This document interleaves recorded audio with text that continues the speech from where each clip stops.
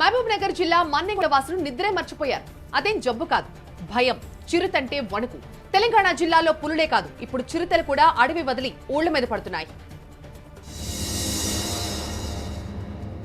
మహబూబ్ నగర్ జిల్లా మన్యంకొండ దేవస్థానం సమీపంలో గత వారం రోజులుగా 2 చిరుతపులులు సంచరిస్తున్నాయి. దీంతో మన్యంకొండ గుట్టపైకి వెళ్లే భక్తులు భయాందోళనకు గురవుతున్నారు. వారం రోజుల కిందట మన్యంకొండ సమీపంలోని ఓబులాయిపల్లె తండా వద్ద చిరుత కనిపించడంతో తండాకు చెందిన రైతులు పొలాల వైపు వెళ్లడానికి జంకుతున్నారు. నిన్న మధ్యాహ్నం సమయంలో కారులో కొండపైకి వెళ్తున్న భక్తునికి 2 చిరుతపులులు అడ్డం రావడంతో భయంతో వెనక్కొచ్చేశాడు. ఈ విషయాన్ని ఆ భక్తుడు స్థానిక అధికారులకు చెప్పాడు.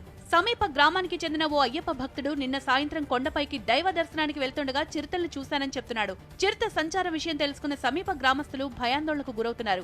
సాయంత్రం సమయంలో కొండపైకి వెళ్లే దారిలో ఉన్న చెరువు వద్దకు వస్తున్నాయని స్థానికులు కొందరు చెప్తున్నారు. అటవీ శాఖ అధికారులకు సమాచారం అందించడంతో చిరుతపులి అడుగులు సేకరించారు. రైతులు మాత్రం చీకటి పడితే పంట పొలాలకు వెళ్లేందుకు జంకుతున్నారు.